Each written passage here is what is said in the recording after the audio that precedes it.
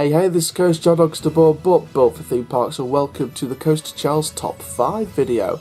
So this one is Top 5 Alton Towers Rollercoasters that I've done. So make sure you stay tuned for more brilliant content over the next few years. I mean, this channel's going to be going on for years and years and years. So I hope you guys are ready for that. If you are, make sure you like, comment, subscribe and click the notification bell so you never miss a video, as well as subscribing to the channel. So let's get into this coaster then. So before we get started with the top 5, we have to remember our honourable mentions. So these are the coasters that didn't make it into the top 5. So I'm basing this off my overall coaster count and my overall coaster list and where I rank them overall in the world, but sort of picking off where they are in order of that coaster count. So I sort of base it off that. So let's start with the honourable mentions who didn't make it into the top 5 from Alton Towers. So that's Corkscrew, Rita, Runaway Mine Train and 13, which some of you may find a little bit surprising about 13. Runaway Mine Train's a family coaster, so you probably expected that. Rita's not been that good for me. You've heard me say it in a few videos now, so you kind of expected me to say that. Some of you were could be a bit surprised with Corkscrew, but I'll get on to that as I do my Close But Not Forgotten episode from Corkscrew in March, and of course my Coaster Chall review from Corkscrew, which could be in March or April, depending which month. So moving into the top 5 coasters from Alton Towers that I've experienced. So moving into number 5, and this is the Smiler, which is a Gerstlauer Infinity coaster that opened at the park in 2013, the 31st of May 2013, and my relationship with the Smiler has been rocky, to say the least. #RMC. No, it's been a rocky relationship with me and Smiler. I think it started well. It started alright when I first did it in 2013, in its opening year, believe it or not. First time I did it, it was alright. It was alright. It wasn't the best. I knew it wasn't going to be the best coaster. But it was alright. It was decent for the UK. It was very decent for Alton Towers. So at first I was very warm into the idea of Smiler, and then just as the seasons went on, it was just like a normal Gerstlauer to me.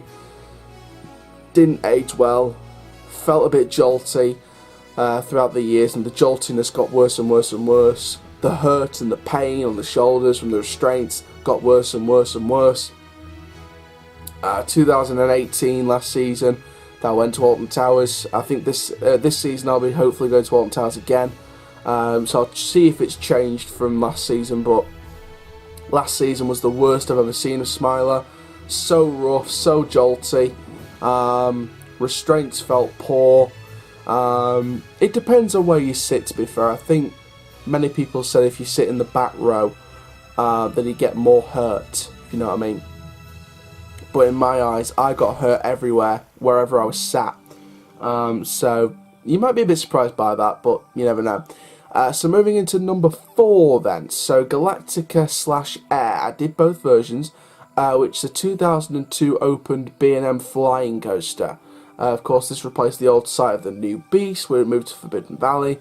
When it got taken down. Obviously, if you want to see more about the Beast and the history of the New Beast, as well, then make sure you watch the Close But Not Forgotten episode that I already uploaded about a week or so ago, from the Beast / the New Beast in the Close But Not Forgotten playlist.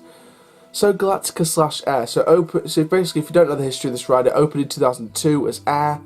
2016 came around, it was changed to Galactica. They added VR onto it, gave it a new space theme, updated the theme around it. The old Air shop became the Rollercoaster restaurant. They built like a sort of a different, they sort of differentiated the building a bit, extended it a bit, to include the Rollercoaster restaurant, which is like food loop at Europa Park. So you get you order your meals on like a computer screen, and then once it's been made, it goes down like a rollercoaster track, properly secured, of course. That'd be a mess if it didn't. Goes down a roller coaster track and it gets delivered to your table. So that's the roller coaster restaurant. The coaster itself, though, is enjoyable-ish. I think the VR made it worse, in my opinion. I think a lot of other people have said that the VR makes it worse. So glad they've removed the VR completely off it now. It's just going to be like it was when it was there, really, but just with a brand new theme. But in a way, it's a good move, because I think now people can actually experience the Portal theming, feel the smoke from the Portal theming in their face. It's going to be a great attraction for people who've not done it with the VR yet, without the VR yet. So it's going to be very good. I think it's going to be a very good ride, but yeah, I still feel like it was missing that one thing. I think with flying coasters, it felt a little bit jolty on the shoulders, and that's weird me saying about that for a B&M. But I just felt a little bit jolty on the shoulders, whether it was Air or Galactica. VR didn't make it any better. The VR quality was awful. Not as good as the VR quality on Darren Brown's Ghost Train at Thorpe Park. So, and I know a lot of other people have said that the VR quality is better on the likes of Alpine Express at Europa Park when they introduced the VR on that. So that would better virtual reality quality and stuff like that. So again, we're just got to take it as it goes. It's nice to see the VR gone. VR is not the future of theme parks, and it's nice to see Galactica being enjoyed for all that theming goodness. So moving into the top 3 then, starting with number 3, and that's the 1998 March opened B&M dive coaster Oblivion, the first B&M dive coaster ever built. Now, this is a decent ride. Obviously, people outside the theme park community are going to say, what are you talking about? It's a roller coaster ride with a 6-second drop. It isn't magical, it isn't... Shut up, this paved the way for Sheikra. It paved the way for Valraven. It paved the way for many of the dive coasters. You know, it's a fantastic ride, and obviously I don't think it's the best coaster in the park, and I'll get onto that later, but I think it's a decent ride. I think once it goes into the tunnel and it's about to go into the turn out to the tunnel, I think it felt a little bit rattly. Not hurting rattly, but it felt a little bit rattly, so it could just be the force of the train. But you do get that cliffhanger, weightless edge on the precipice of that drop. So, really happy with that coaster, but it wouldn't rank anywhere other than 3, unless it gets beaten by a future coaster at Alton Towers. Now, coming in at number 2, now some of you who haven't watched the channel before may be surprised to hear this, but at number 2, after a bit of discussion whether to put this number 1 or number 2, because it's been a bit of a debate as a joint first, but finally I made a decision at number 2, it's the 1994 B&M Invert Nemesis. Now, this was my top coaster right the way through from 2005 up until 2018. And of course I'll get on to number 1 shortly. But Nemesis is a fantastic coaster. You can't find any faults in Nemesis. Great restraint system, great weightlessness and force depending on where you sit. The inversions are great. The near misses with the rock landscaping that you dive into because it's built in a pit. The near miss on the 0G roll over the station. The theming around the ride. The landscaping. It's all fantastic. And again, couldn't find any faults with Nemesis. So that's why it's so hard to rank it number 2. But of course, only one coaster at Alton Towers can top it at number 1 for me. And that is, of course, the Beast of Mutiny Bay. The Fire King. Not the Ice Age 2 Fire King, Sid the Sloth, but the other Fire King. And that is, of course, the GCI wooden roller coaster that opened in 2018 last season. That is, of course, Wicker Man. Feed the Flames. Hashtag Feed the Flames. I just love that ride so much. I love it just a little bit more than Nemesis. Just a little bit. Can't stress the littleness of it enough. No, trust me. It's those of you who haven't had the chance to do Wicker Man in its opening year, I really recommend you come down this season when it opens again for the new season, to come down and try Wicker Man, because it is beautiful. Beautiful wooden coaster. The best wooden coaster I've done, and one of the best roller coasters I've ever done. In fact, it is my top coaster of all the coasters I've done. Alton Towers, Thorpe Park, Blackpool, Lightwater Valley, Flamingoland, all the parts I've done, even Disneyland Paris. This is the best coaster I've ever done. And looking at my coaster count, because I did like a number count for how many coasters that I've done,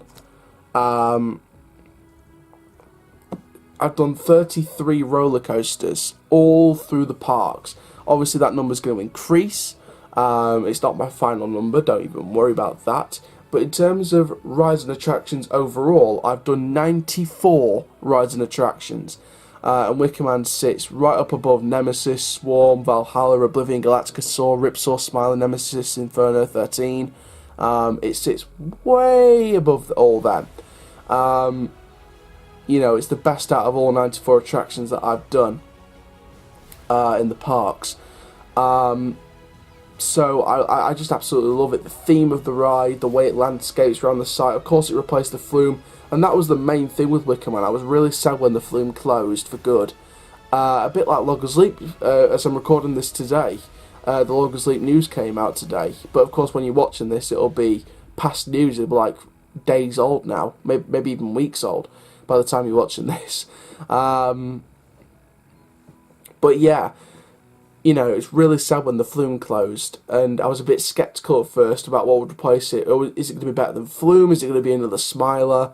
It's not another Smiler. It's like having another Nemesis. It is a world-class coaster. The landscaping around it, the theming around the queue line, the pre-show, the station building, the ride experience whilst you're on and off the ride, the theming structure. It gives you a bit of a water spray at one point, which I didn't expect to feel on a wooden coaster. Water on a wooden coaster is brilliant. And this coaster is about fire as well. And the themed plaza around it is just fantastic, and it's a brilliant, brilliant ride. So there we go. So that's my top 5 roller coasters at Alton Towers in the Coaster Chall Top 5 series. I hope you love this video. I love it too. Make sure you like, comment, subscribe, and click the notification bell so you never miss a video. We're getting closer and closer to 300 subscribers. We're getting closer and closer, step by step, to the 1,000 mark, which is unbelievable. By now we've already gone way past 1,000 watch hours as well, which is unbelievable. I can't thank you enough. So thank you very much for watching this channel. Make sure you like, comment, subscribe, click the notification bell so you never miss another video. My name is Coaster Chall, hashtag Dogs to Ball, built for theme parks. Keep them the coaster up, dudes, and I will see you guys in the next video. Take care, have an awesome day.